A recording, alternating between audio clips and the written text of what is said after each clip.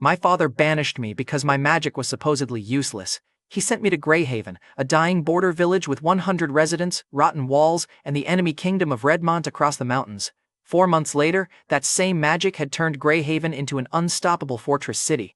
I was 8 when an enemy prince attacked my front gate. His soldiers rammed it twice. The outer plate never moved. He sent a flying wyvern over the wall, so I gave one signal. My repeating blade launcher fired. The spread knocked the monster out of the sky. Fabrication Magic reshaped material I already had when I understood the design. The kingdom of Westmark honored fire, water, wind, and earth. My aptitude earned disgust. My father, Marquis Roland Whitmore, had tried to erase me before anyone learned how wrong he was. Roland still controlled Greyhaven on paper. I also had to stop him from taking it. To explain that gate, I need to go back 8 years to my exhausted office worker life. In my first life, I lived under fluorescent lights and inside packed commuter trains. I wanted one quiet week.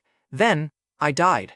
Whatever moved me into the next world never explained itself. The tutorial restarted anyway. At 2, in the Whitmore nursery, I woke with tiny hands and an adult headache. My maid found me at the window. I spoke. She dropped her towel. That gave me my name, Theo Whitmore. Memories supplied Roland, 3 older brothers, and a family I had rejoined. Roland praised my intelligence and expected fire magic. In Westmark, aptitude magic assigned one ability, and only fire, water, wind, or earth earned honor. I attacked books for 2 years after one fast arithmetic answer made our Earth Mage Chief Steward triple my workload. At 4, my maid teased me after a sword loss. Other maids demanded punishment, so I flicked her forehead. Punishment complete, she grinned. Everyone relaxed. By 5, I outthought older trainees. My new sword instructor promised gentle lessons, then ordered 300 swings. Corporate management had been kinder. At 6, I escaped to the market for a slacker day. It lasted 12 minutes. Beside a Crownway Trading Company stall, I found Micah Rowe tied by the wrists. His father had starved him, dragged him there to sell him, and kicked him when pilfer magic lowered the offer. I stepped between them. Micah's father sneered until the clerk recognized my Whitmore crest. His confidence folded. I paid 5 silver crowns and cut Micah's rope. "You're free," I told him. "Choose your own road." Micah looked at the open street. "I want to stay with you." The estate rejected unrelated children, so the clerk added a removable household seal. It granted access, and I promised to remove it whenever Micah asked. He never asked. A week later, cookie crumbs exposed Micah hiding me from training. My instructor dragged us both outside. Loyalty was beautiful. The cardio was criminal. 2 years later, inside House Whitmore's Aptitude Hall, my family tested my magic. Roland stood beside the crystal with my protective older brother. Everyone expected fire. The crystal displayed Fabrication Magic. The court mage gave one limit. I could reshape existing material, but I could not summon matter or launch elemental attacks. Roland's smile vanished. "A Whitmore who cannot protect anyone is useless." "You haven't seen me use it," I answered. The prestige tyrant preferred obedience over evidence. Roland pointed at the guards. "Take him outside and execute him. House Whitmore will not carry this disgrace." My older brother stepped between us. "Send Theo to Greyhaven. Let the border holding prove his worth." Greyhaven had 100 residents, monster attacks, no reliable patrols, and Redmont beyond the mountains. My brother had offered a respectable-looking disposal. Roland accepted. After the hall cleared, my brother found me. "I bought you time. I couldn't stop him any other way." I thanked him. My maid did enough raging for both of us. Exile sounded close to freedom. No court dinners. One afternoon nap seemed possible. I was a hopeful idiot. The next morning, at the estate gates, Roland denied me official guards and expected a quiet departure. My maid climbed into my carriage. The chief steward arrived with retirement papers. My sword instructor resigned from the household guard, and 2 of his knights followed. Micah claimed the seat beside me. Then my instructor unveiled banners. He turned my secret exile into a public parade. The road filled with servants, trainees, merchants, and families cheering the son Roland had discarded. Petty? Absolutely. Effective? Beautiful. 3 days into the road, outside Greyhaven, I shaped a tiny sword from sticks. Micah stared at it like treasure. I offered to remove his seal and send him to my brother. Micah closed his marked hand. "My place is with you, Theo." Then smoke rose beyond the hill. We reached Greyhaven during a bandit assault. About 50 attackers were hammering the rotten palisade. The villagers had farm tools and a few hunting bows. Our hired adventurers were badly outnumbered. Their leader blocked my carriage. "We were paid to protect you. A charge gets you killed." My sword instructor offered to attack alone. The chief steward could raise an earth wall and split the bandits, but holding it would drain him. Every plan spent someone I needed, so I gambled myself. "Put me in the front carriage," I ordered. Drive at their flank, they'll chase the noble crest. My maid grabbed my shoulder.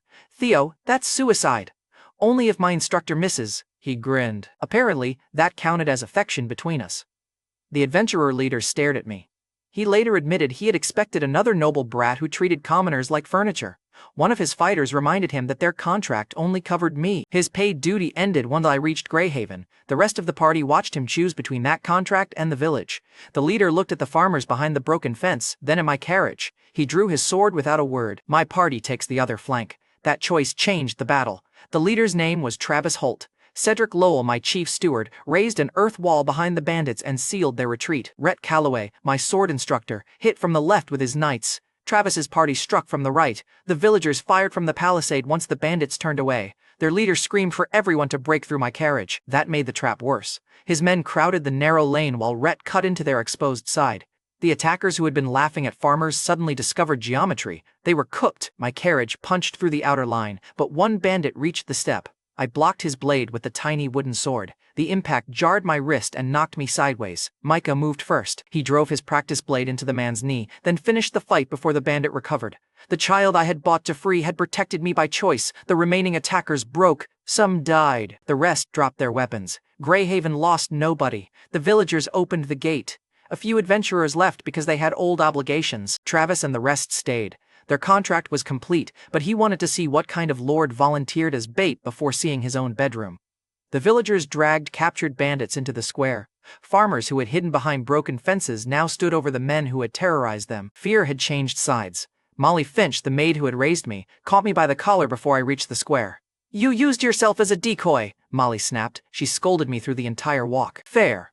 My first official victory came with a lecture loud enough for every villager to hear. Leadership was glamorous. After the bandits fell, inside the palisade, village chief Harold Wells met me beside 3 collapsed houses. Harold barely bowed. Good. He had inherited enough empty noble promises. He explained that Fairmont County once protected Greyhaven. House Whitmore received the land, the patrols vanished, raids continued, and the 30% harvest tax remained. Villagers had buried people while distant nobles still counted grain. "Why should we trust another noble child?" Harold asked. "You shouldn't," I answered. "Watch what I do first." Cedric named his old position and earth magic. Rhett stated his former command rank. Harold's eyes narrowed because Roland had supposedly sent me nobody. The people beside me had chosen to come. I gave Greyhaven 3 goals. Become valuable enough to matter, earn money for defense, improve daily life before demanding loyalty. Then I cut the harvest tax from 30% to 10. Harold asked me to repeat the number. A woman behind him started crying. Another villager ran to tell the families still hiding in their homes. That earned more attention than any speech. Cedric raised temporary earth barriers. Rhett organized traps and assigned lookouts. The villagers joined because the numbers had finally changed in their favor. The next morning, in the timber clearing, I tested my supposedly useless aptitude properly. When I touched a log, I felt every fiber inside it. I twisted those fibers together, braided the weak layers, and formed a dense block. The magic barely touched my mana. Holding the design still made my child's arms shake. Travis used a stone-cutting swing against it. His sword bounced hard enough to numb his hands. He checked the edge, adjusted his stance, and struck again. The fiberwood block still had no mark. One adventurer tried a knife. Another kicked it and regretted the decision. Travis lowered his weapon and asked how much wood I could make. He had stopped questioning whether my magic worked. Now he was calculating what it could replace. I shaped a wooden sword for Micah. Then I made Molly a reinforced axe. Molly stared at it. "I thought you were making me something cute. It matches your personality." She lifted the axe. "I promised jewelry later. Immediate risk management. By nightfall, my back hurt, my tent leaked, and Greyhaven had no bath. That personal tragedy clarified my development plan. The following morning, villagers stacked prepared timber and fiberwood blocks beside the square. I pictured pillars, walls, floors, windows, and a roof. Fabrication needed material and a design. We had both. I pressed my hands to the pile. The timber rose, posts locked into place, walls formed around them, floors spread across the foundation, windows opened, a roof sealed the structure before the crowd finished backing away. In less than a minute, a complete mansion stood where rotten grass had been. It had 2 floors, dry rooms, a working staircase, and a roof that did not leak. At Greyhaven's current standard, I had basically invented luxury. Harold touched the wall with both hands. Travis tested the door.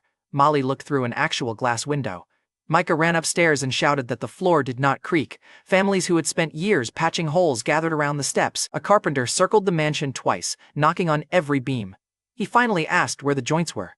I showed him the locked inner structure, and he started calling for more timber instead of more proof. An old couple stood at the bottom step and compared the dry rooms to the roof they had patched every winter. They stopped whispering when they realized I could hear them.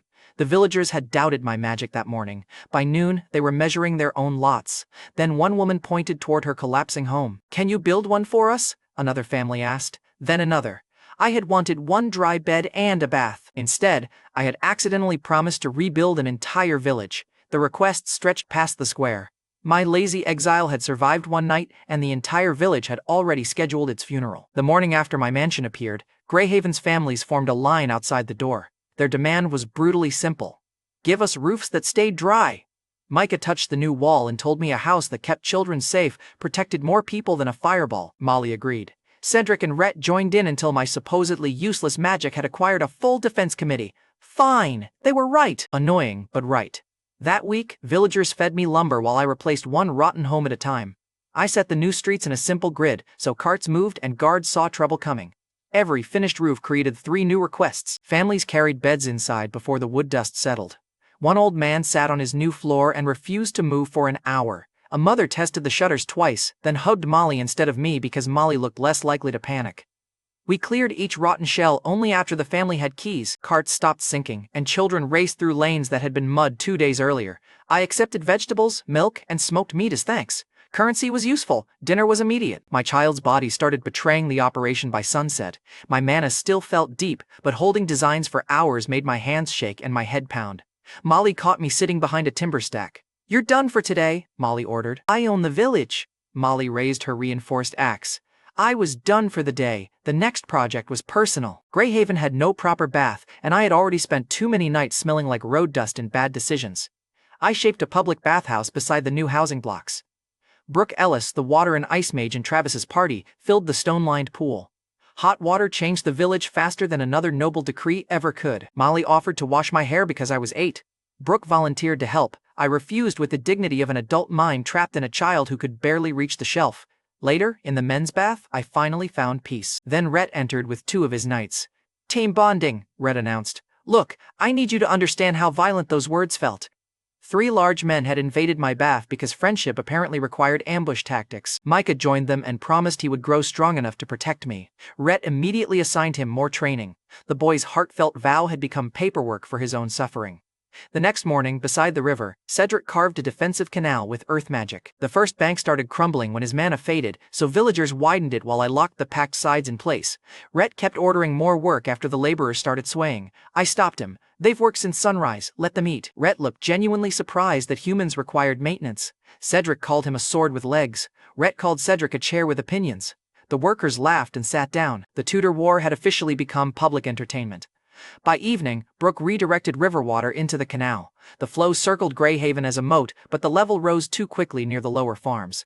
So, the following day, behind the village, I built a reservoir to hold excess water. Cedric dug the basin. Everyone else cleared stone and roots. I reinforced the banks, linked the channel, and watched clean water spread across the bottom. The new lake ended the long walks families made during dry weeks. Women who had carried buckets for miles stood at the channel and watched water reach their homes. Harold assigned families to maintain the banks before Rhett could volunteer everyone forever. It also gave Rhett another reason to demand swimming drills. Every comfort I created became training equipment 5 minutes later. 1 week later, at Greyhaven's outer wall, Cedric raised the shape with earth magic, and I locked it into permanent mineral-bound ramparts. Then I added shielded ballistae along the top. The firing crews could stand behind thick plates while they loaded, which mattered because dead operators were terrible for repeat shots. The weapons used heavy bolts and simple winches. I knew every moving part, so fabrication could make them quickly. Rhett tested the traverse until the entire frame groaned. Cedric threatened to bury him if he broke it. They argued about whether a discarded child had just outbuilt elite military mages. The villagers ignored them and started assigning crews. That was the useful reaction. A lookout interrupted them. A noble carriage had been spotted on the eastern road. Great!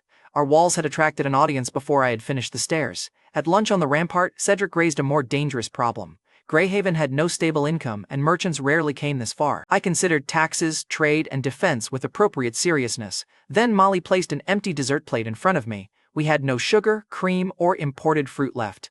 Find something we can sell, I ordered. Cedric stared at me. The missing dessert moved you more than the budget report. The budget report had no frosting. That afternoon, in the weapon yard, Micah practiced with the fiberwood sword I had made him. Jace Holloway, one of Travis's scouts, held up an orc hide shield for a harmless test. Micah swung lightly. The wooden blade cut through the shield. Jace looked at the two pieces. Then he looked at Micah, who looked equally terrified. I barely touched it, Micah said. Please keep barely touching things away from me, Jace answered. I repaired the shield. Micah's weak swing proved fiberwood carried its own force. Before sunset, Travis's party returned from the Wolf Creek Range with ore samples. They had found iron, copper, silver, gold, and mithril scattered near the foothills. I separated the impurities and formed clean metal blocks. Then I shaped several swords. Jace tested the first iron blade against an old weapon and cut straight through it. Brooke asked for one. Travis asked for two. The rest of the party formed a line with the speed of people who had just discovered free upgrades. Every adventurer suddenly remembered my name and developed excellent manners. Cedric's expression stayed grim. Mixed valuable ores rarely surfaced together. In Westmark, dungeon mana could push minerals toward the ground above it. That meant the Wolf Creek Range might hide a dungeon. A dungeon could bring gems, adventurers, merchants, and money. It could also bring monsters, crown officials, Redmont scouts, and Roland's attention. Roland still held the power to reassign Greyhaven. If the settlement became valuable before I gained stronger protection, he could take it back and call the Theft Administration. So, Travis's party agreed to keep the ore quiet. They would gather material and look for the entrance without advertising our luck. Minutes later, at the main gate, a villager ruined the secrecy meeting by arriving at a sprint. Armored lizards! Around 40! The monsters were already moving through the eastern fields. Each one had overlapping plates that ordinary swords struggled to cut. Travis's party had just left to continue scouting, which meant our experienced adventurers were gone at the worst possible time. Naturally. I ordered the drawbridge raised and sent every civilian who could pull a rope to the rampart. Rhett placed 2 knights at the gate. Cedric reinforced the wheat tower supports. Harold looked at the farmers holding ballista cranks. They'd never fought monsters like these! Neither have the ballistae, I answered. Today everyone learns. The rule was simple. Let the lizards enter range. Fire together. Waste no bolts, the herd charged. I dropped my hand. Iron bolts slammed into the first line. Roughly 10 monsters fell. The villagers shouted until the loaders opened the ammunition boxes. They were empty. We had used the last iron bolts on the first volley. Below us, 30 armored lizards kept coming. I ordered the loaders to bring the reinforced wooden ammunition. One farmer stared at me. Wood won't pierce that armor. Rhett planted his hand on the ballista frame. His wooden sword cut orc hide, Rhett barked. Load it. The villagers obeyed because Rhett trusted me loudly enough for everyone. The second volley fired. For one long second, the bolts looked ridiculous against the armored herd. Then the first fiberwood shaft punched through a lizard's chest and buried itself in the dirt behind it. The rest hit. Armor plates split. Monsters rolled into one another. Farmers who had been shaking began reloading faster. The lizards reached the moat, but the drawbridge stayed raised. Several fell into the water and clawed at the reinforced bank. Cedric's earth barrier forced the rest into a narrow lane. Rhett called the targets. The villagers fired again. One lizard climbed over the bodies and nearly reached the tower. Harold turned the ballista himself. His bolt struck under its jaw and dropped it backward into the herd. The final monster collapsed before touching the wall. Nobody in Greyhaven was wounded. Harold looked across 40 dead armored lizards and started laughing. The farmers raised their loading hooks like weapons. Molly grabbed my shoulders before my knees gave out. The victory left us food, hides, armor plates, and a fortune we could no longer hide. That night, in Greyhaven Square, the armored lizard victory became a feast. The villagers butchered the carcasses, roasted the meat, and stacked the valuable hides under guard. Children ran between tables carrying portions bigger than their heads. People who had rationed grain a month earlier argued over seasoning. Hunters counted hides. Farmers planned smokehouses.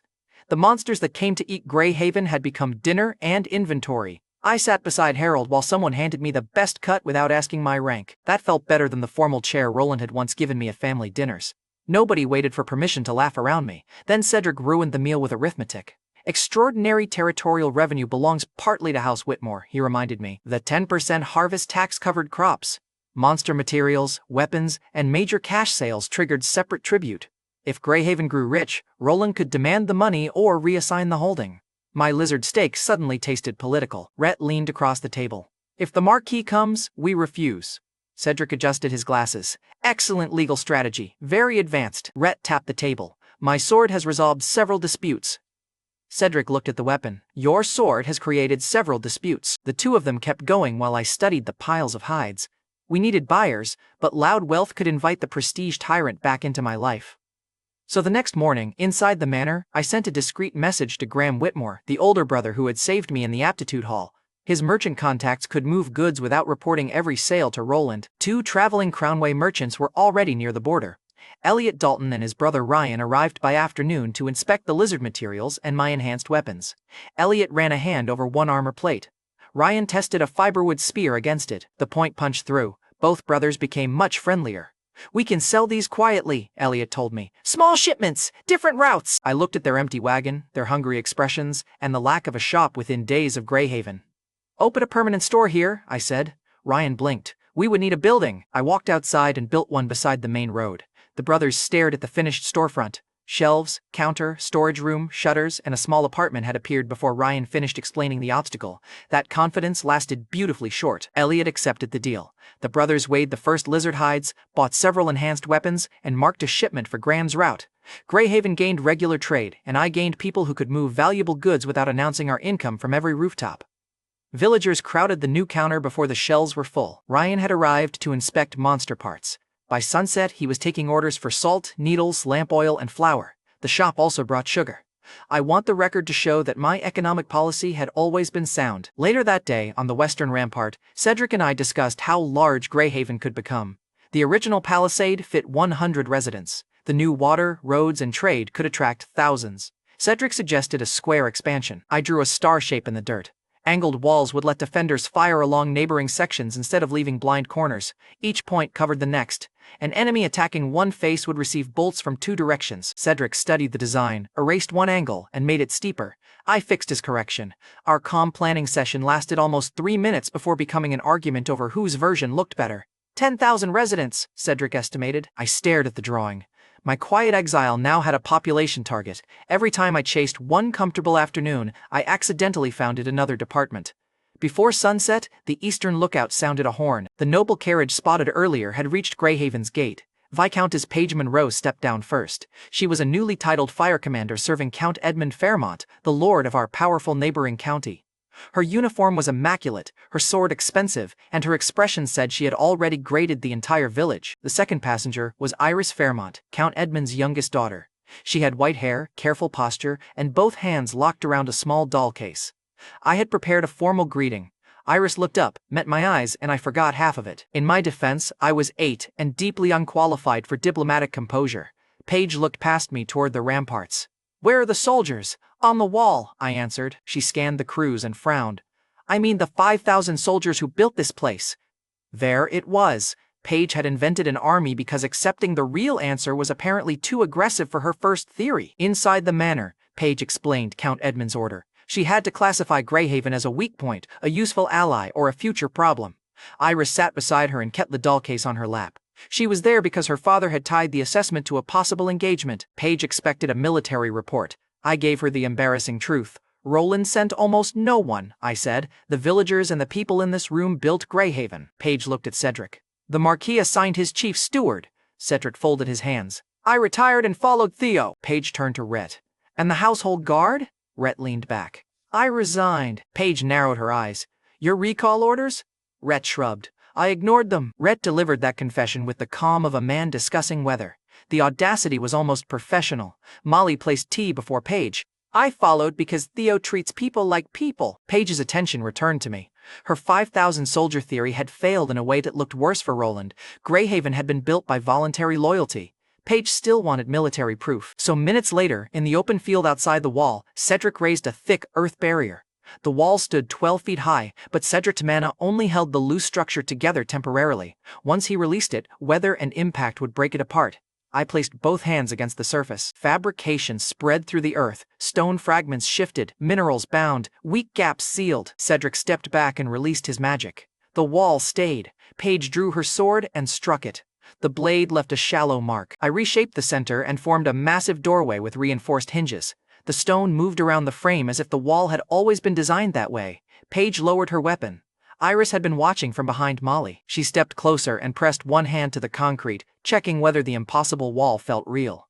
A guard outside the field asked who had built it. Paige pointed at me without looking away from the door. Her questions changed immediately. Paige asked, "How quickly can you repeat this?" I answered, As quickly as Cedric raises the earth and my body survives the concentration. Paige pointed toward the rampart. How many ballistae can you make? That sounds less like an evaluation and more like shopping. Paige smiled. A commander can multitask. Then she revealed the real political mess. Count Edmund had authorized an offer for Iris to become engaged to me if Paige judged Greyhaven strategically useful. Paige had arrived expecting to reject the arrangement and take Iris home. Now she looked at the permanent wall, the ballistae, and the people who had abandoned Roland to follow me. Iris would be fortunate to marry you, Paige announced. Iris nearly dropped her doll case. I stared at Paige. You crossed the border to block this engagement. Paige nodded once. New evidence. I pointed at the wall. You changed your mind in one afternoon. Paige did not blink. Strong evidence. Paige had arrived as an armed skeptic and transformed into the loudest supporter of my future marriage. Honestly, I do not know how she thought that would make dinner less awkward. Iris finally found her voice. I don't want to force you into anything. Good, I told her. Because I'm 8 and I have 40 houses left to build. Iris covered a small laugh. The tension in her shoulders eased. I refused any immediate engagement decision. Greyhaven needed an ally, and Iris deserved a choice larger than whatever her father had written in a letter.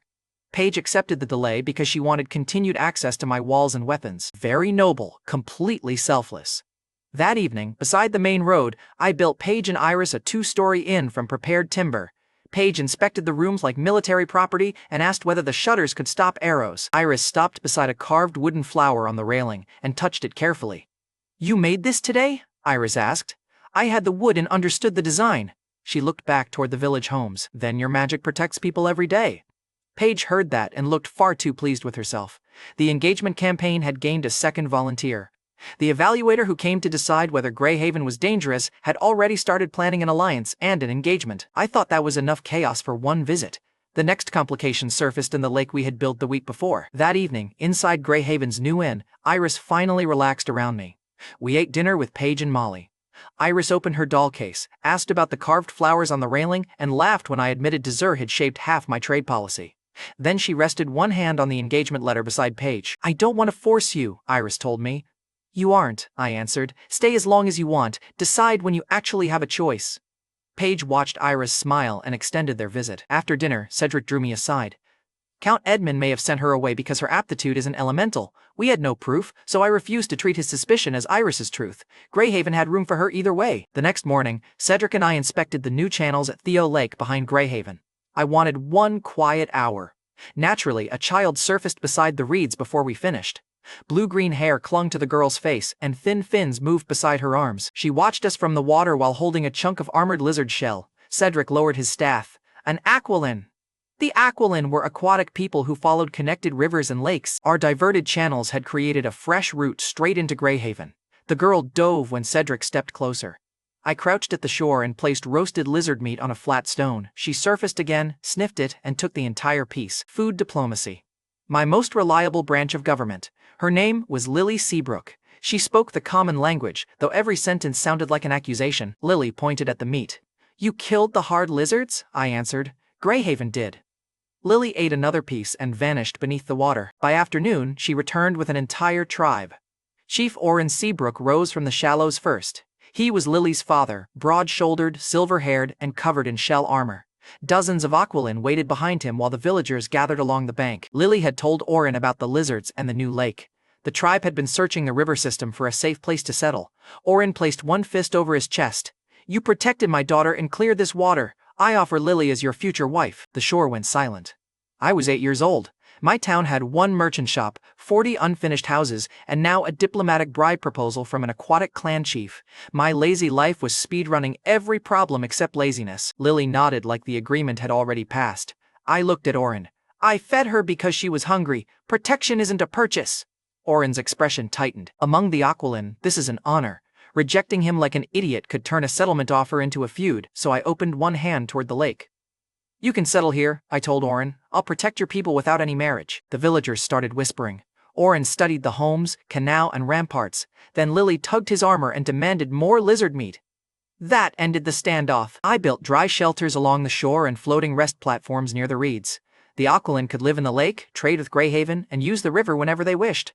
Oren offered something useful in return. His people could guide water through our channels and keep the sewage flow moving away from the reservoir. Cedric's eyes lit up. He had found volunteers who enjoyed water maintenance. The Aquilin moved in before sunset. Children raced through the shallows. Villagers brought food. Oren assigned adults to the channels. I had offered one girl lunch. By sunset, her entire tribe was maintaining my water system. Very on brand. The following day, on the lakeshore, Paige brought Iris to meet our new residents. Iris looked across the shelters and gave me a small smile.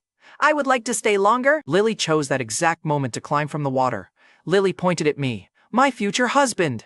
Iris's smile disappeared. Paige covered her mouth, but her shoulders moved. The woman was enjoying this. Terrible ally, excellent audience. I explained that no engagement existed. Lily crossed her arms. Father offered. I cut in. I declined. Lily jabbed a finger toward the water. You accepted the lake, I answered. That is land management. Iris stared between us. I thought the engagement discussion was about me. It was.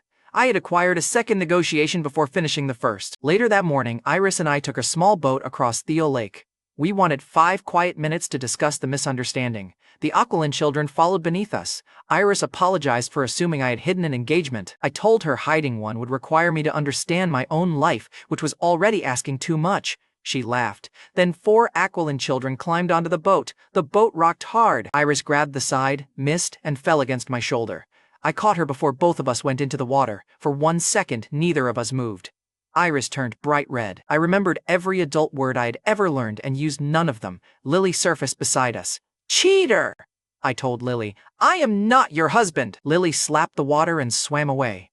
The other children called me a bully. Look, I had defeated 50 bandits and 40 armored lizards. A group of aquatic children destroyed my reputation in under 30 seconds. By noon, beside the public bath, Oren marched into Greyhaven with Lily behind him.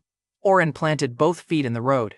You embarrassed my daughter. Settle this properly. I refused any contest that could create a legal engagement. Oren agreed it would settle clan pride only. 3 games, 1 point each, his team against mine. I chose pool volleyball, a mixed land and water relay, and shaved ice. Harmless events, clear scores, no swords.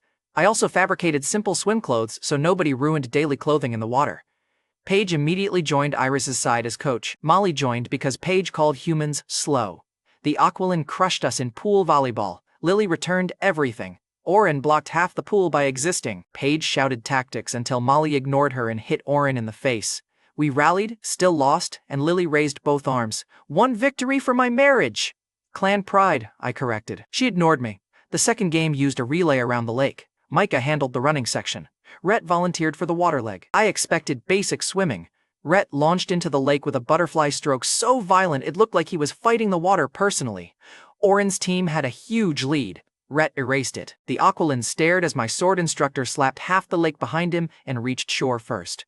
Micah sprinted the final stretch and touched the marker. The human side tied the score. Cedric watched Rhett collapse on the bank. A graceful performance. Rhett coughed up water. I won, Cedric answered. You attacked a lake. The final game was shaved ice. Brooke, Travis's water mage, froze the blocks. I built a hand-cranked ice shaver, added fruit syrup, and placed 4 bowls on the table. Lily and Oren faced Iris and me. The rule was simple. Finish first. Keep the ice down. Everyone attacked. The first spoonful hurt. The 5th declared war on my skull. Oren grabbed his head. Lily squeezed her eyes shut. Iris slowed beside me, breathing through the pain. I told Iris, you can stop. Iris tightened her grip on the spoon. I don't want to quit. So, we kept going. She finished her bowl first. I followed 1 spoon later. Paige lifted our empty bowls. The human side won the contest. Iris smiled at me through watery eyes. We had earned a shared victory through fruit syrup and terrible judgment. Lily pouted. The Aquilin children complained. Oren folded his arms. The games proved your spirit. My offer remains. Of course it did. Oren left with his pride intact. Lily kept calling me her future husband. After the crowd left, Iris stayed beneath the rampart. The jokes were gone from her face. Then she told me why the word useless had always made her flinch. The morning after the contest, beneath Greyhaven's rampart, Iris set her doll case between us. Inside sat a wooden figure with jointed arms and a faded dress. Iris pressed a finger against the doll. My aptitude is marionette magic. Her parents had called it dangerous. Nobles still repeated an old story about a puppet user attacking a royal family, so people treated every child with that aptitude like a future criminal. Count Edmund and Iris's mother, Catherine Fairmont, had stopped inviting her into rooms where important guests might ask questions. Then they sent her toward a possible engagement with me. The arrangement made her feel disposable. I kept the jokes out of that conversation. Roland had changed his face the moment my aptitude appeared. Iris knew that look from both parents. Iris whispered, "You built all this with the magic they hated. Maybe mine can protect people too." I answered, "It can. You control movement. I understand materials. That sounds useful." Iris looked down at the doll. "You haven't seen me use it." I shrugged. "Neither had my father." That earned a small laugh. Iris lifted 2 fingers over the doll, then lowered them again. She was not ready to perform in front of anyone. I asked her to train with me. Iris closed the doll case. "When do we start?" That answer was enough. 2 weeks later, on Greyhaven's completed star rampart, the whole town celebrated with barbecue. Each angled wall covered the next.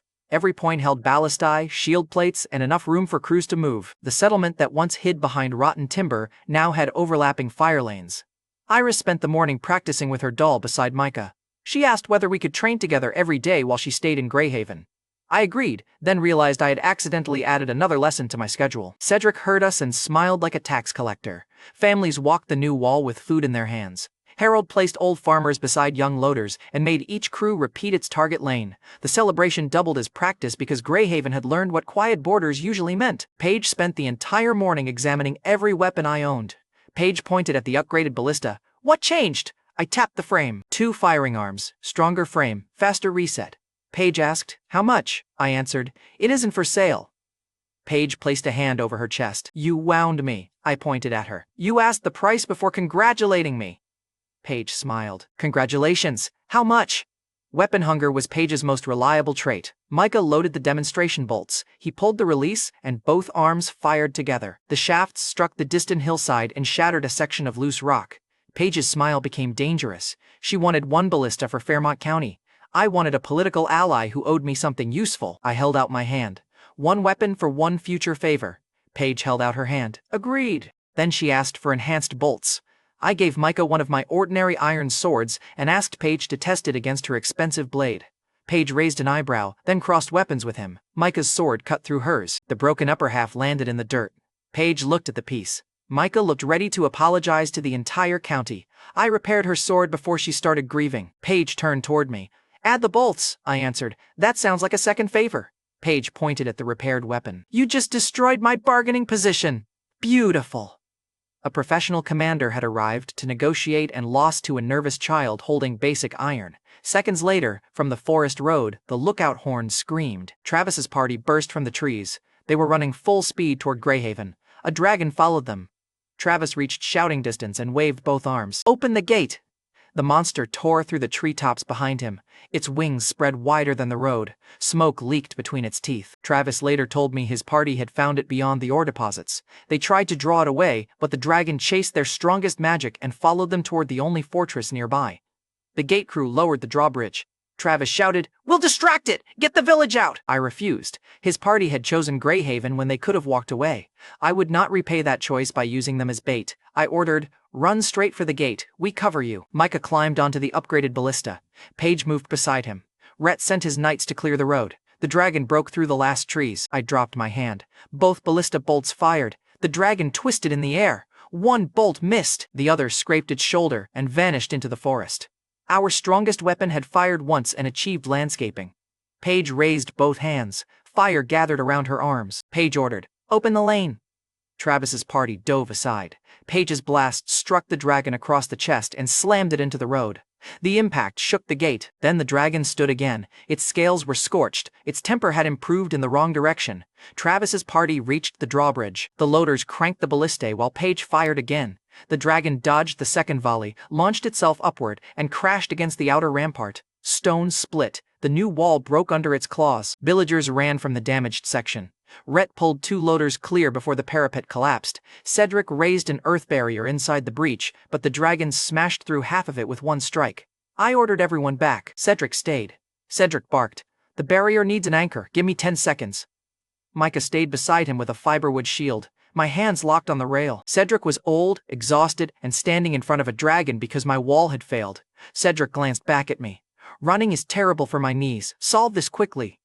That old man had selected sarcasm as his final defense mechanism. The dragon lunged. Cedric raised 3 earth columns under its front legs. The ground caught its weight and forced its chest downward. Micah braced behind the shield when debris hit them. 10 seconds. I looked at Paige. I called to Paige, "You owe me a favor." Paige's fire gathered again. "Name it."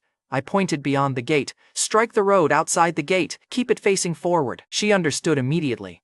I sent Rhett and his knights through the side passage with enhanced swords. Travis's party took the opposite flank. Cedric would raise barriers in sequence, forcing the dragon to turn where I wanted. The ballista crews loaded every enhanced bolt we had. Paige stepped onto the broken rampart and fired. The blast hit the dragon's face. It charged toward her. Cedric raised the first barrier. The dragon broke it and lost speed. He raised the second at an angle. The monster turned, exposing its side to the wall. I shouted, "Fire!" The first massed volley punched into its wing and shoulder. The dragon roared and tried to climb. A second volley pinned the damaged wing against the road. Travis's fighters struck its legs. Rhett's knights cut at the joints with the enhanced blades. Paige burned the neck and forced its head down.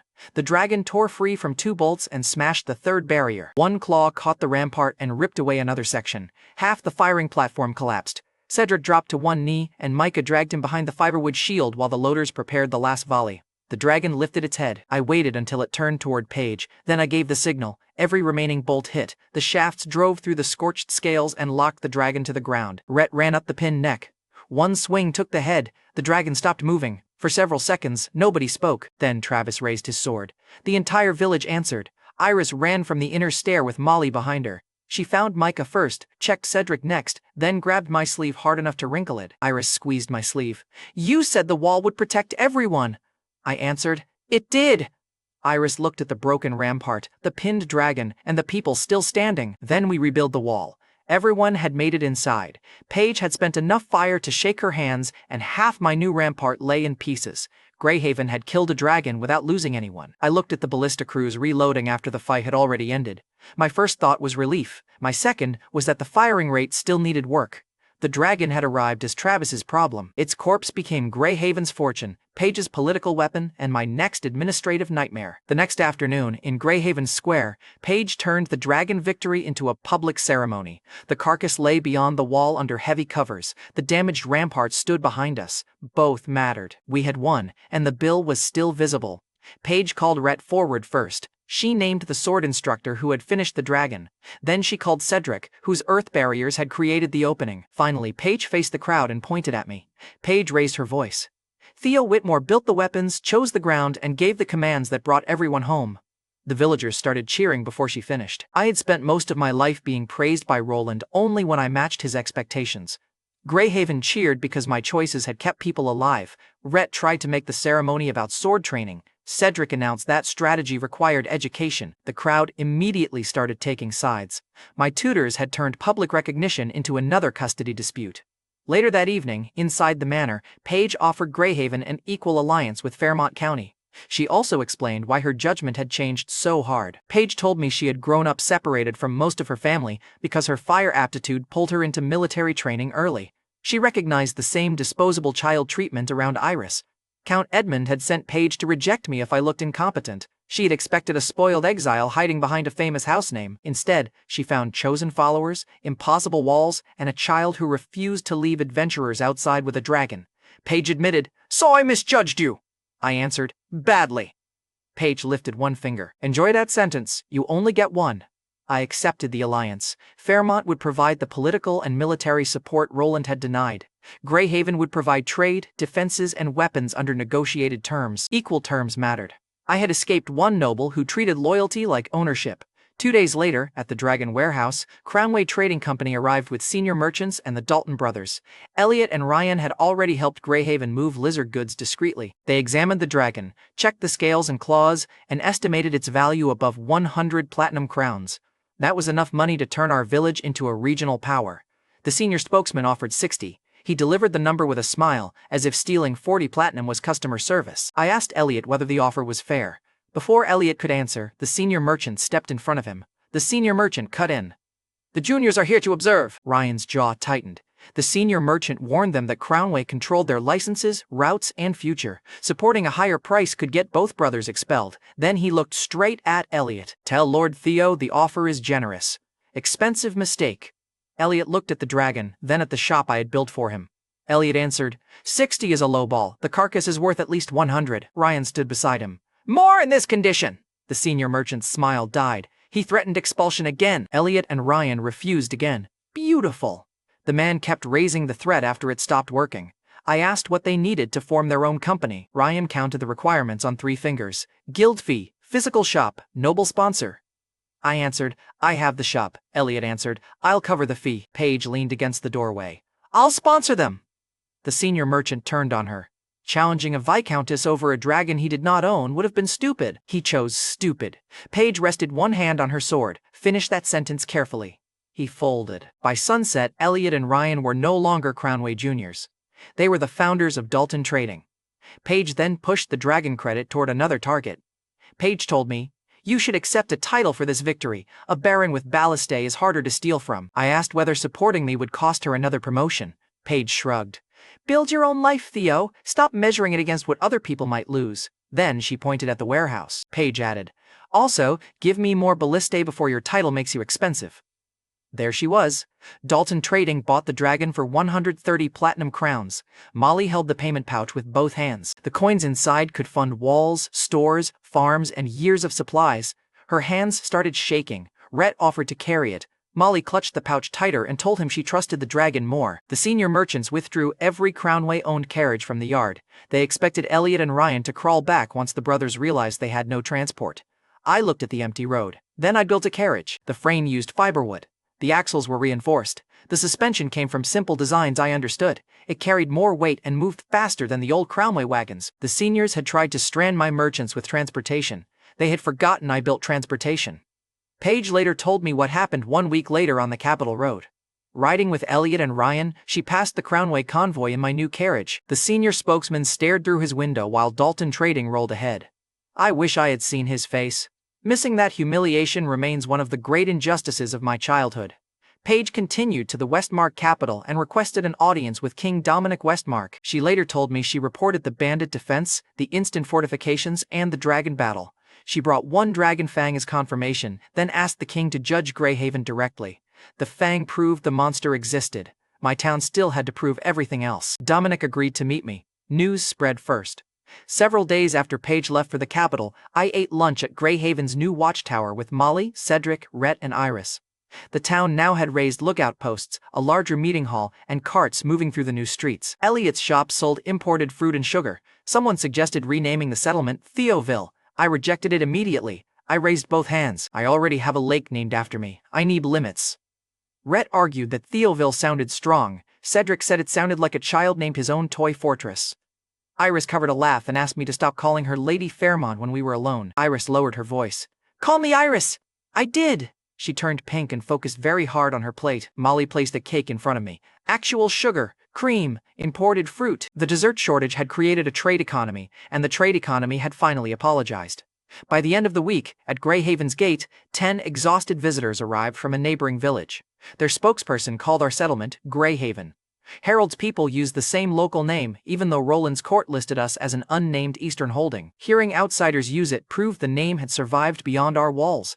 The visitors had heard our new shops needed workers and our rebuilt homes stayed dry. Military levies had taken most of their young adults.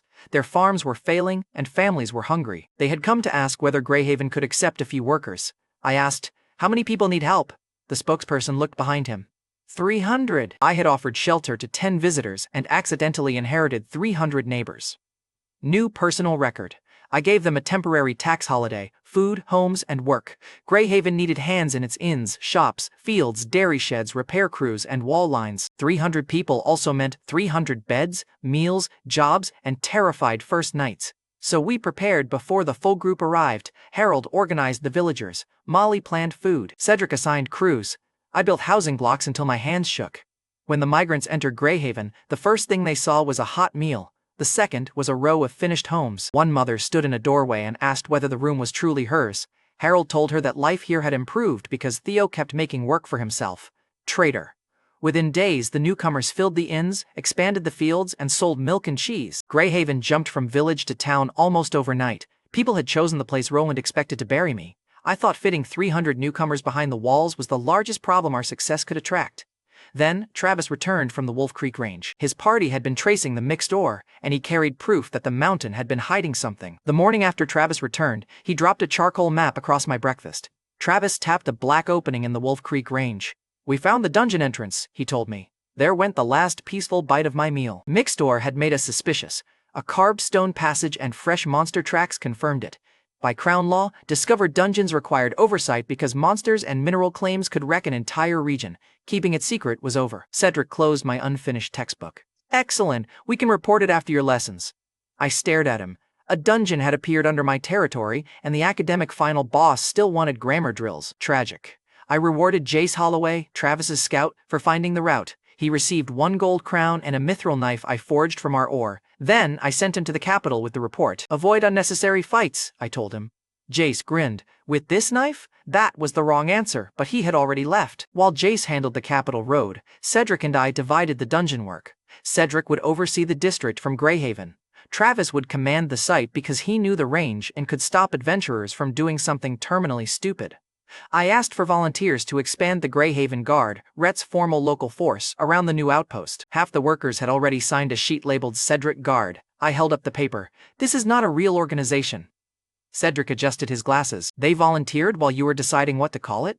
Rhett laughed so hard he had to sit down. My own tutor had stolen my recruits with office supplies. Corporate tactics had followed me into another world. The formal force remained the Greyhaven Guard.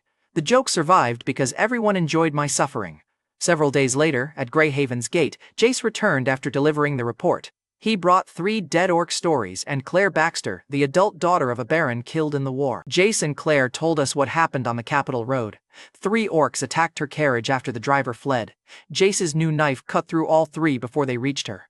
Claire had been traveling toward the capital to seek maid work because her family estate was gone. Jace invited her to Greyhaven. Claire finished the capital trip with him, saw the report delivered, then chose to return. Claire thanked Jace for saving her. Jace pointed at the mithril knife. Theo did most of the work. Claire looked straight at him. The knife did not jump from its sheath by itself. Brooke immediately started smiling. Jace immediately regretted having friends. Good! The side quest had acquired romance and witnesses. By the following week, at Greyhaven's outer field, the dungeon news had attracted a rough crowd of adventurers. They wore scarred armor, monster teeth, patched cloaks, and expressions that suggested soap was a political opinion. I looked them over. Did the dungeon send an apocalypse gang to negotiate? Several villagers laughed. The newcomers stared back. Their spokesman pointed at me. Who let the brat talk? Rhett stepped between us. The adventurer lifted his sword. Rhett drew once. The man's blade split near the hilt. The upper half hit the dirt before he finished the insult. Rhett rested his sword on one shoulder. The brat owns the walls, the weapons, and the road you used. Try again. The spokesman bowed so fast his necklace hit his chin. His companions apologized. Then the same men who had mocked my age started asking about fiberwood, lodging, and enhanced weapons. Honestly, I do not know what he thought would happen. Rhett had never met disrespect he could not cut in half. I built a reinforced fence around their temporary camp before they spread tents across the farms. One adventurer tested the posts with an axe. The axe bounced. His manners improved again. Then Travis described conditions at the dungeon entrance. Explorers slept in mud, stored food beside monster trails, and crossed a ravine on loose logs. Brooke wanted me to build a proper base. I tried to escape. I need accurate maps, I told Brooke. Brooke tapped the finished map. Done, I added. Supplies, escorts, and the full party. Brooke pointed toward loaded carts. Done. I tried again. Micah, Rhett, and Iris, come with me. Iris looked up from her doll case. I would like that. Brooke folded her arms.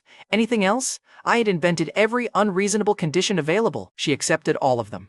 Classic Brooke. She volunteered my labor with the confidence of someone who would not be carrying the building. The next morning, on the Wolf Creek Trail, Micah became sick before we reached the first ridge. Rhett carried him for an hour while Micah apologized between breaths.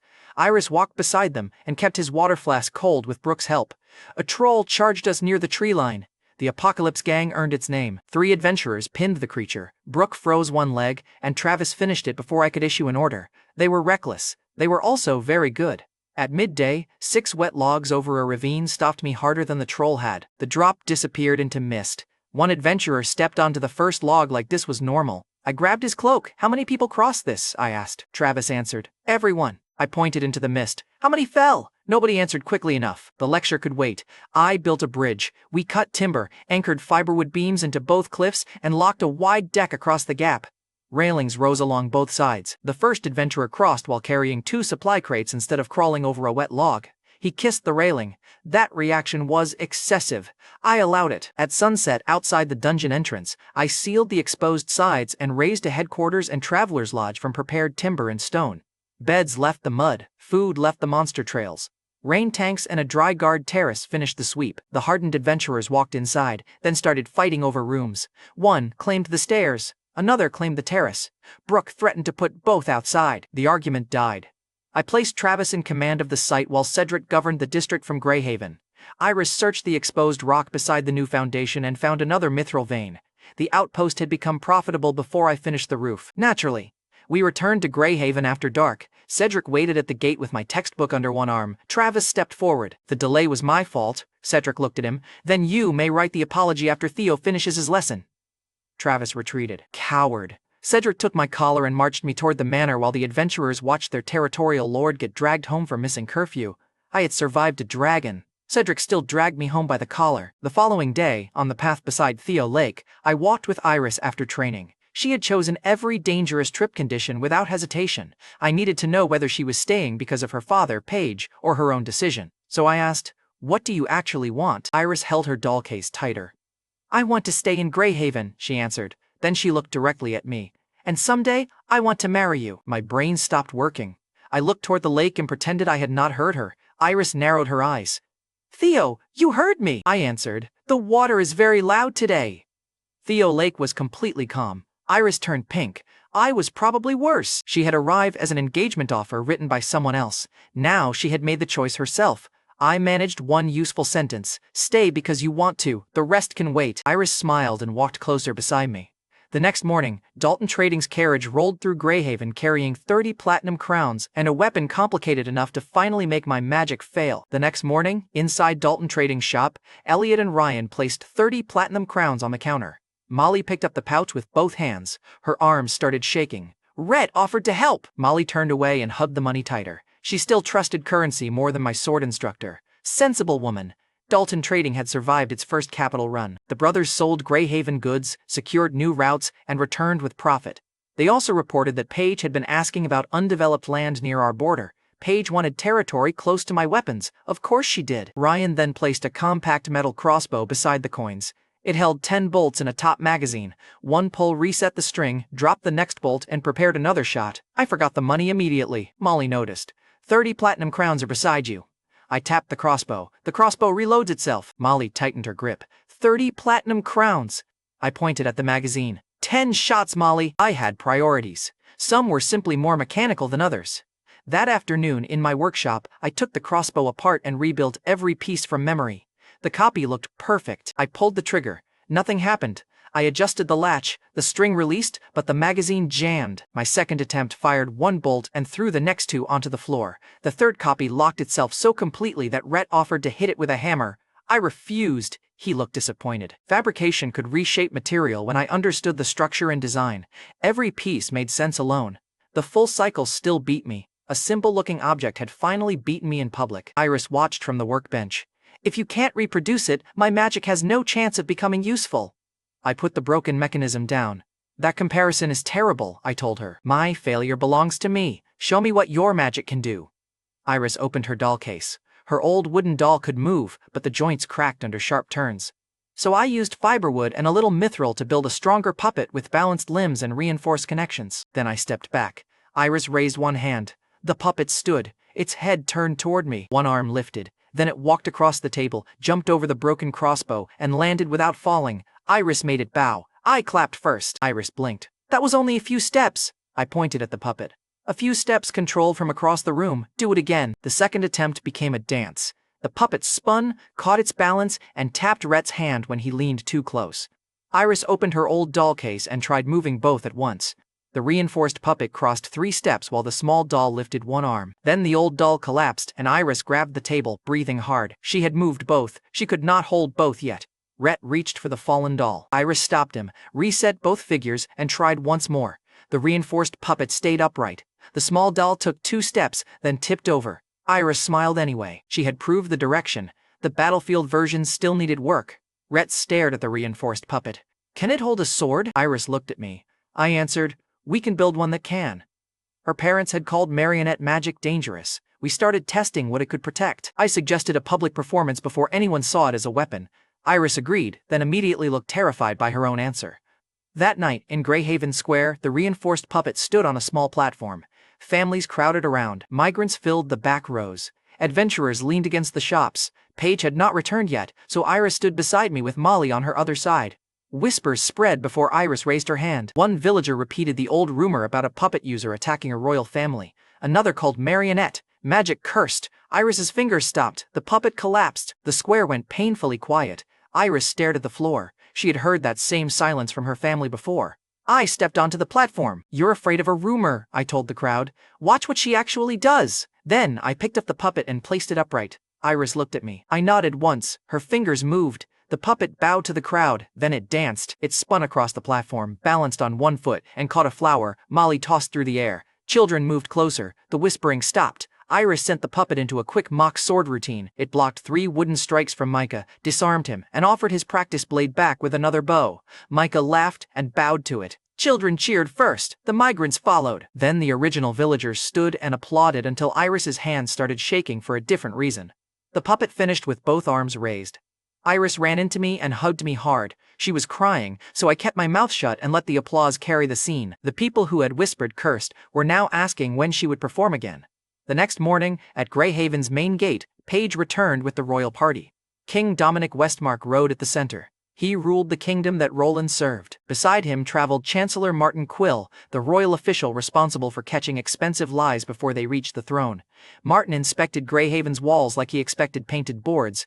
Dominic passed crowded streets and crews repairing the dragon-broken rampart. Paige stepped forward. Your Majesty, this is Theo Whitmore. Dominic dismounted and faced me. He had heard Paige's report and seen the dragon fang. Now he was standing inside the town those claims described. Dominic announced. For defending Greyhaven, defeating the dragon, and developing this border, I name you Baron Theo Whitmore. The square erupted. Rhett immediately started shouting that a baron required more sword training. Cedric announced that titles increased academic obligations. I had gained noble rank and lost even more free time. Martin watched villagers call my name without formal bows.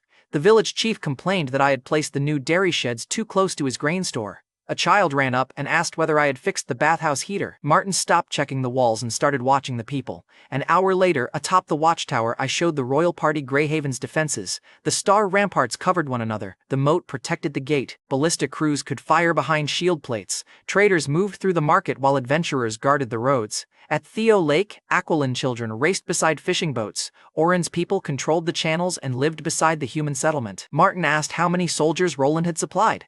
Almost none, I answered. Paige smiled. She enjoyed that question every time. Dominic asked to see Fabrication Magic directly. By noon, outside the western wall, Cedric raised a thick earth barrier. The temporary structure started shedding dirt as soon as he released his spell. I placed one hand against it. Stone shifted. Minerals bound. The loose wall hardened into permanent material. Dominic struck it with the pommel of his sword. Martin tested the edge and checked the base. Neither man needed another speech. Cedric returned to the wall crews. Then Chief Orin arrived carrying a wrapped metal block. Orin explained that Aquilin chiefs kept 1 orichalcum ingot for treaties with rulers. The king had come to the town that gave his tribe a home, so Orin had chosen to offer theirs. Orin placed it before Dominic. A gift from the Aquilin, witnessed by my future son-in-law. I closed my eyes. Dominic looked at me. Paige started laughing. The claim is disputed, I explained. Orin ignored me with the calm of a man who had already ignored an entire contest. Martin unwrapped the metal and went still. Orichalcum was legendary because normal smiths could barely shape it. I understood a sword structure, so I touched the block and pictured one clean blade. The metal flowed into form. A finished sword rested across my hands. Dominic lifted it carefully. The edge cut through a steel test plate without losing its shine. I tried to act normal. The design was simple, I said. Martin stared at me. You just forged a royal treasure in seconds. Martin did not let me downplay it. Dominic looked from the sword to Greyhaven's walls, citizens, adventurers, Aquilin, and rebuilt homes. He asked what reward I wanted. I already had money and a title. My workload could already ruin 12 childhoods. I wanted one thing. Do not let Roland reassign me, I told the king. Greyhaven is my home, Dominic answered in front of the wall crews. As King of Westmark, I promise Greyhaven remains yours. Marquis Whitmore cannot remove you from it. That ended Roland's reassignment power. The workers cheered. Iris squeezed my sleeve. Then a shadow crossed Theo Lake. One wyvern came over the eastern ridge and turned directly toward the royal party. Moments later, above Theo Lake, the lone wyvern circled the royal party. Paige drew her bow. Chancellor Martin watched the sky. Wyverns travel in packs, Martin warned. A lone one is being guided. That meant an enemy mage was nearby. King Dominic looked east. Redmont may already be inside our border. Chief Orin pointed at the creature. Future son-in-law, should we drown it? I stared at him. Royal danger had not weakened the marriage campaign at all. Before I could answer, the North Watchtower sounded the invasion horn. So we moved the royal party behind the inner wall and ran for the rampart. At the north gate, Greyhaven's defenders found enemy banners covering the road. Several hundred soldiers surrounded a heavy ram. Mounted officers waited behind them. The wyverns circled overhead with a rider holding a control staff. Their commander wore a red cloak and enough gold trim to finance one of my housing blocks. He rode within shouting distance. Open this pathetic village, the commander ordered. Redmont claims the eastern road. Neil and I may leave your houses standing. There it was. The easy target prince had reached the wrong village. The ram crew charged once. The outer plate did not move. The commander ordered a second strike. The ram's front brace broke against the gate. Enemy soldiers stumbled backward. Greyhaven's loaders laughed from behind the shield wall. The commander's mouth tightened because his dramatic entrance had just lost to carpentry. The village chief moved the new residents onto the loading lines. Aquilan defenders waited in the moat with hooked poles. The people who had arrived hungry days earlier were now protecting the gate that fed them. The commander shouted at the farmers to stop laughing and remember their place. Greyhaven answered by loading another volley. I stepped onto the firing platform. Tell Redmont's prince that Westmark rejects his claim, I called. The commander jerked his reins. You dare address me that way? I am Prince Blake Redmont. You will kneel before this day ends. He had identified himself for me. I had only guessed that the gold-covered officer was royal. Blake supplied the name with his own mouth. Dominic walked onto the rampart behind me. Blake did not notice him yet. Blake pointed toward the sky.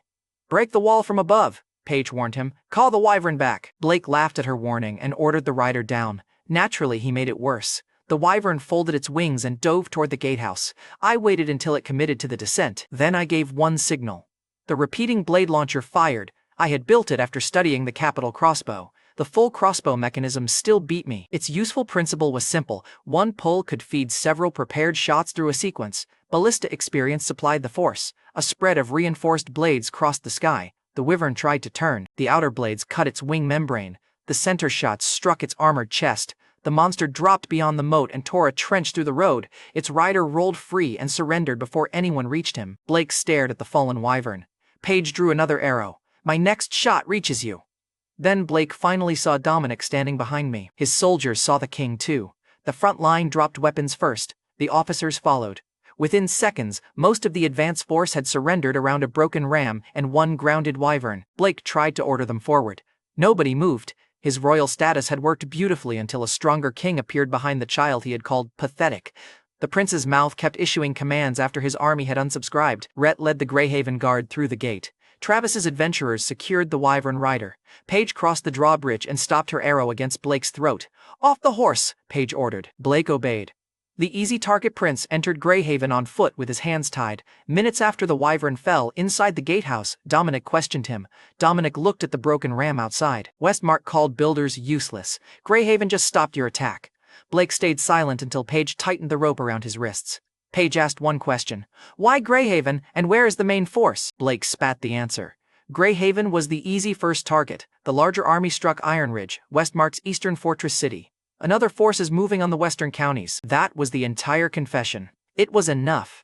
Greyhaven had won its battle. Westmark's eastern fortress city was already under attack. That evening, in Greyhaven's command room, Dominic asked me to join the national defense.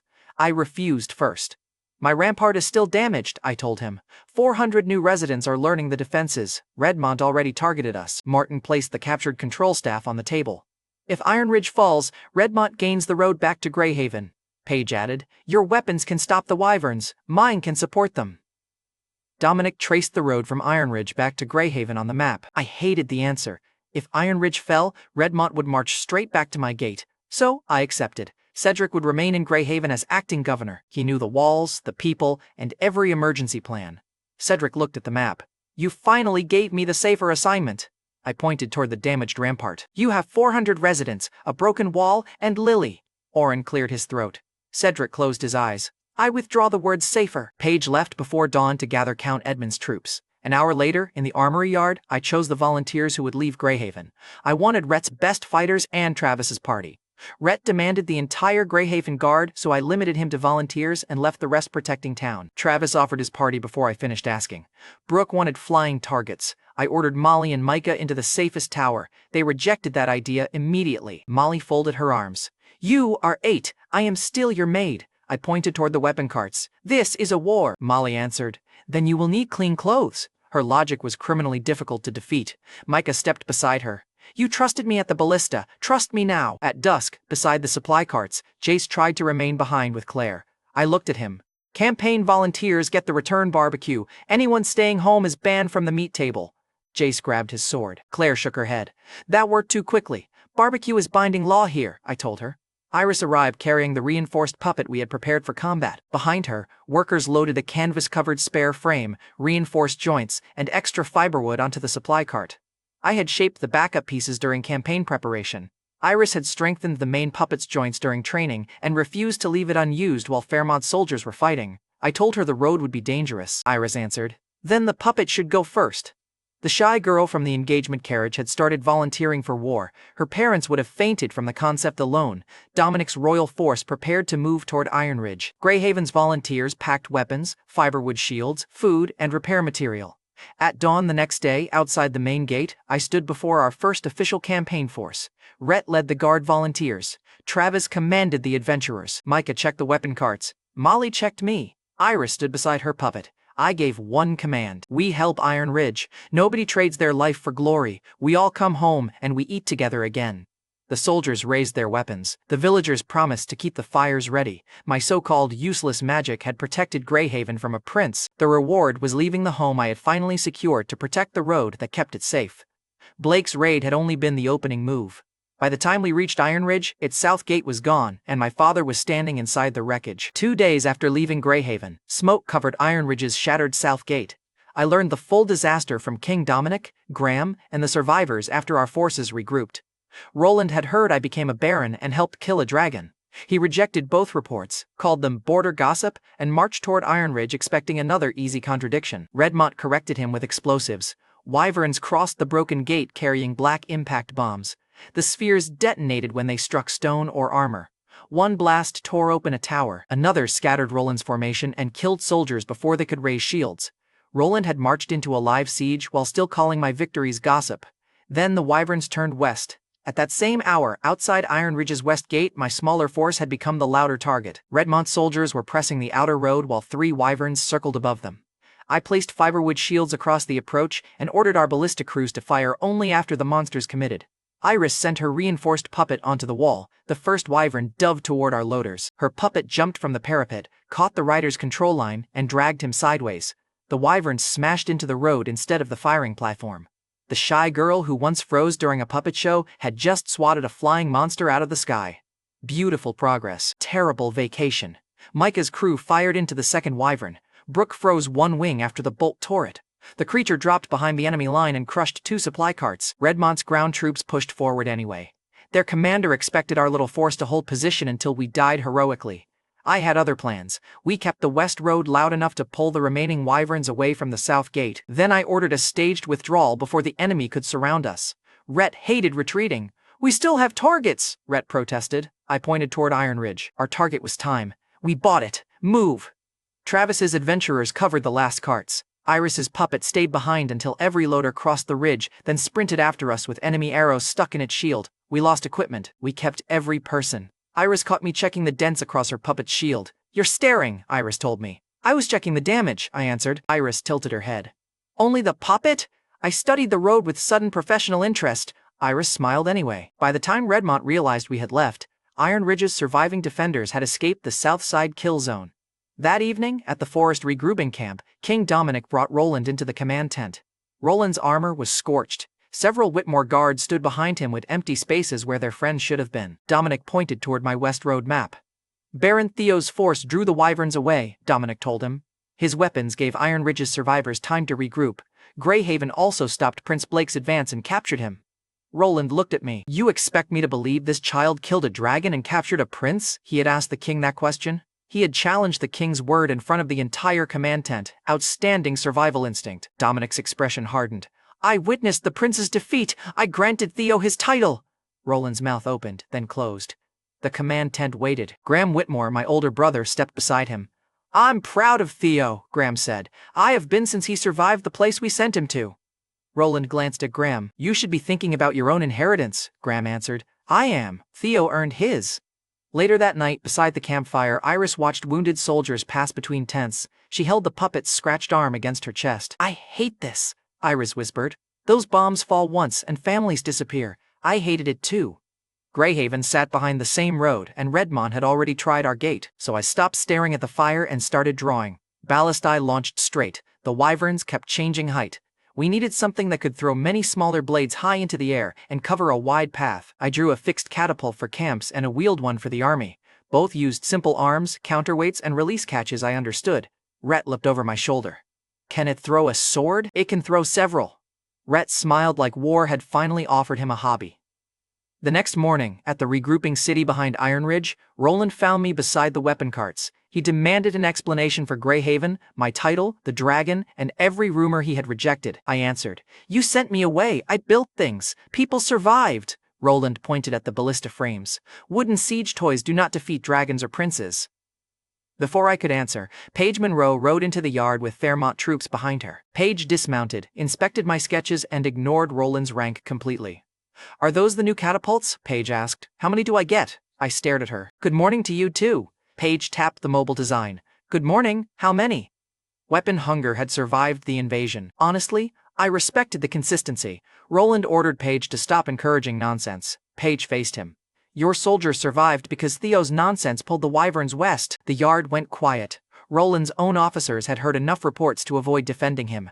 Paige looked at me again. The king called the council. Bring the toys. An hour later, inside the royal council hall, Westmark's nobles argued over Iron Ridge.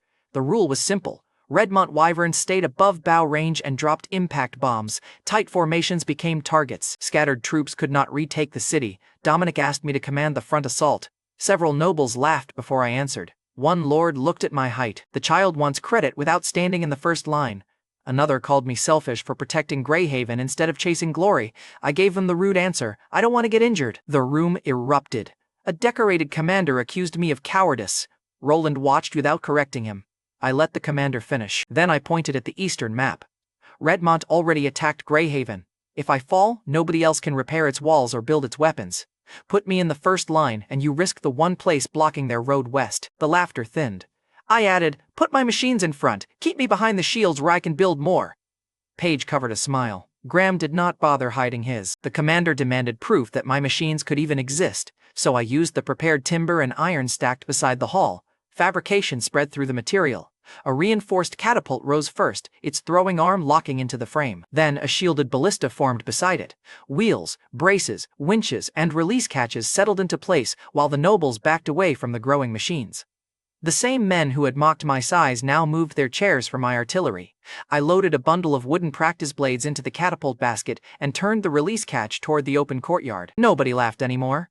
Roland stared at the two machines. Toys, he said. Dominic walked around the frames, tested the braces, and faced the council. Then we will let these toys retake Iron Ridge, the king announced. Baron Theo will direct the operation. The council had wanted a heroic child in front of the arrows. I gave them artillery instead. Before sunrise, outside the council hall, Iris found Count Edmund Fairmont preparing his troops. He was her father, the man who had sent her toward Greyhaven with an engagement letter instead of giving her a home. Iris asked, Is mother safe? Count Edmund tightened his saddle strap. We will discuss family matters after Iron Ridge is secure. Stay with the rear group. Then he walked away. Iris stood there holding the puppet case while soldiers moved around her. Fresh rejection! Same cold delivery. I sent Molly to her. Molly wrapped a cloak around Iris's shoulders, handed her breakfast, and stayed until Iris started eating.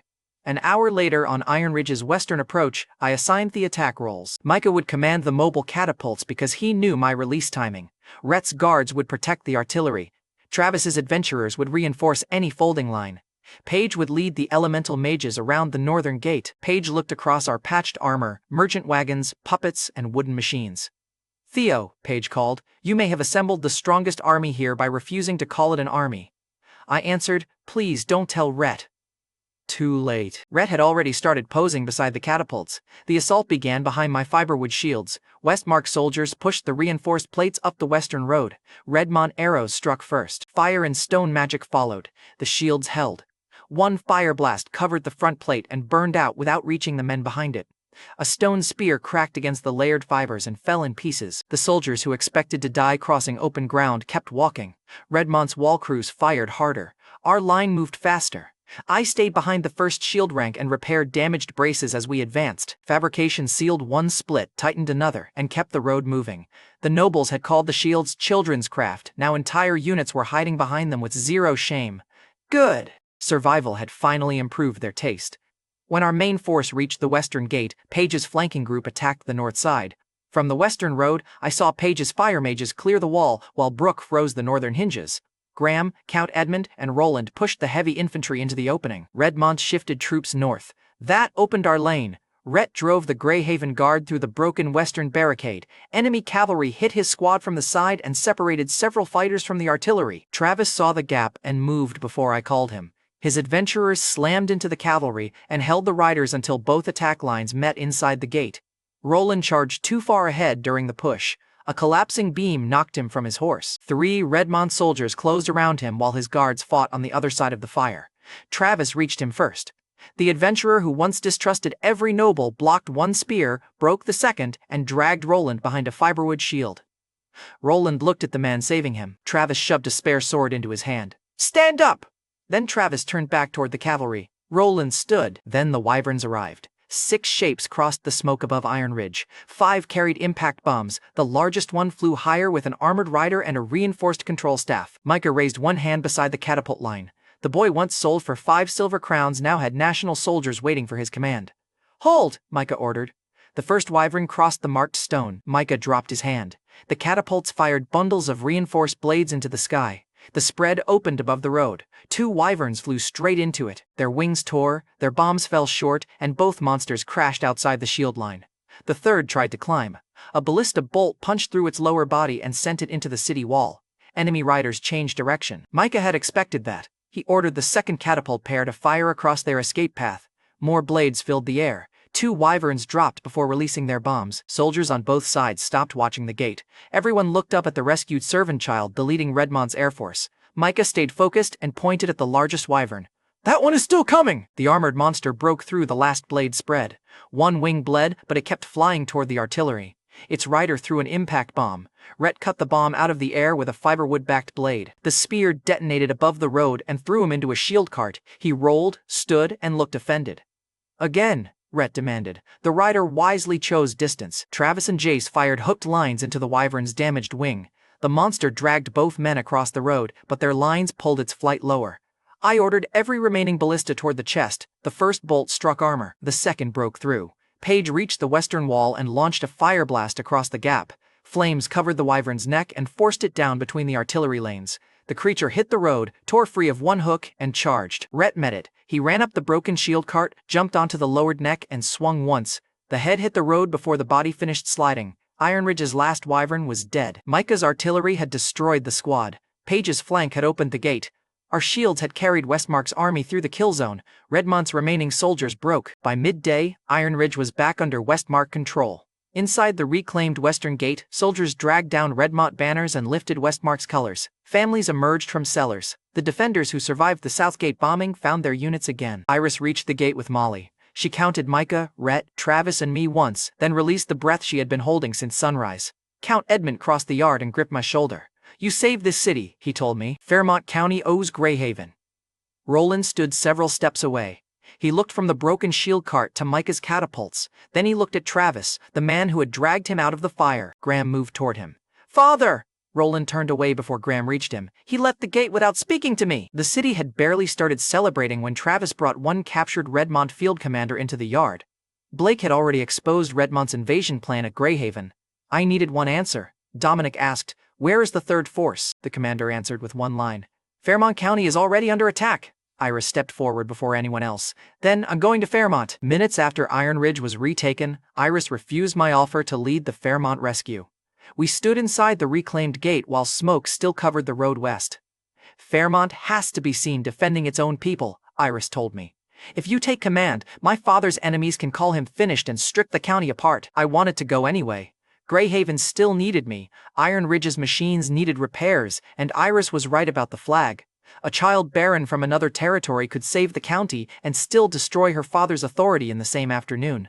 So, I stood down. That choice hurt worse than charging beside her. Travis stepped forward with Jace, Brooke, and the rest of his party. "We follow Iris," Travis announced. Jace looked at Iris's puppet case. "Does your commander know we charge extra for flying monsters?" Iris answered. "You already accepted payment in barbecue."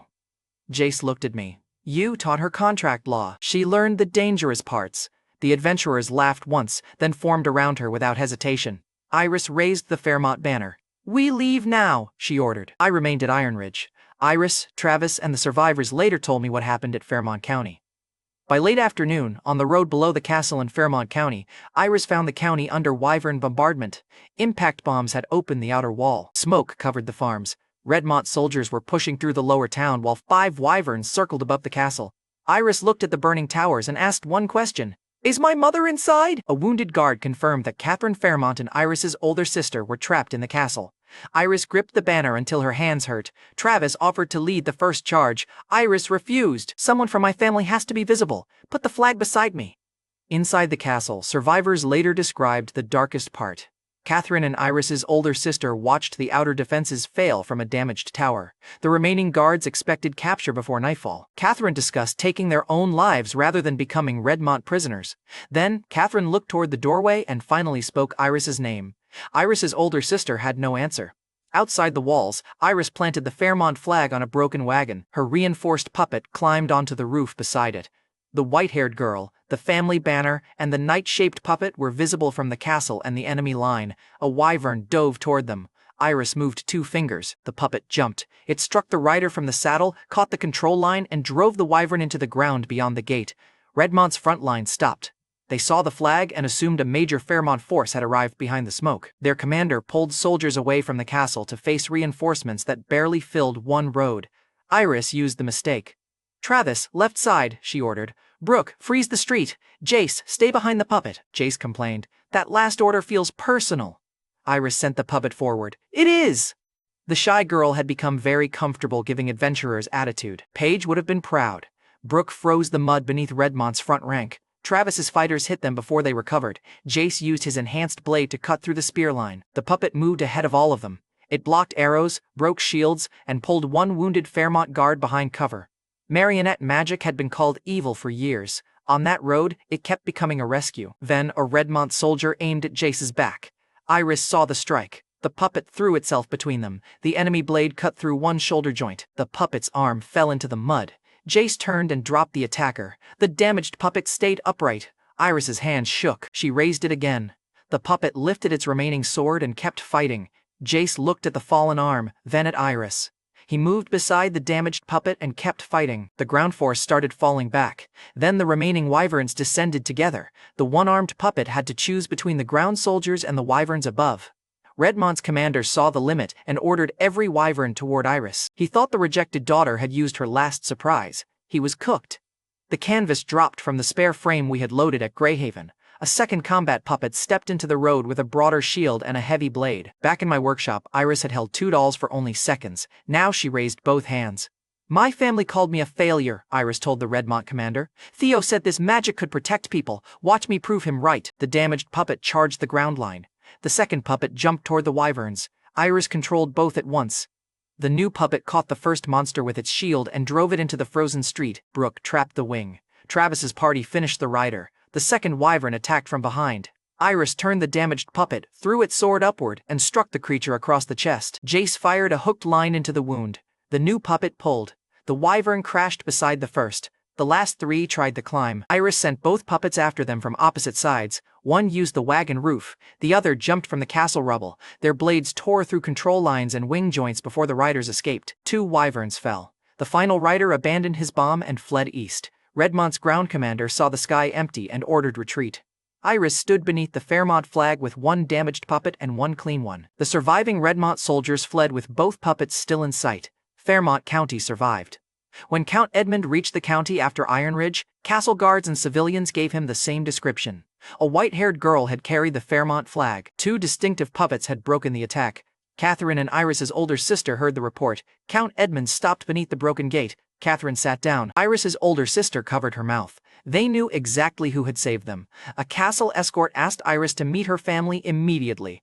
Iris looked toward the repaired road and declined. Seeing me now will create another political fight, she answered. Tell them the county is safe.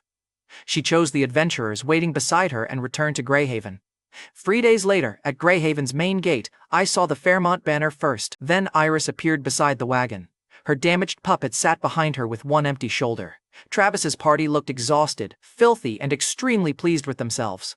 Iris stepped through the gate and tried to apologize. I let the puppet break, she told me. I almost lost control. I don't think I led them well. I cut her off. You saved Fairmont. You protected Jace. Everyone came back. You did well, Iris. Her face tightened. Then she started crying. I held her until her breathing steadied. The gate crews gave us space, Iris whispered. Greyhaven is my home. Over the next weeks, Greyhaven kept growing. I built a larger shopping complex beside Dalton Trading. Elliot and Ryan filled it with capital goods, tools, fabric, sugar, and enough imported snacks to compromise my budget again. The new inn stayed full of adventurers heading toward Wolf Creek. Those rough dungeon fighters helped residents carry timber between shifts, spent terrifying visitors with their faces. Aquilin families traded fish beside human farmers. Children crossed the canal bridges together. Ballista crews practiced above markets that had once been rotten houses. At the final campaign feast, every group we had gathered filled Greyhaven Square.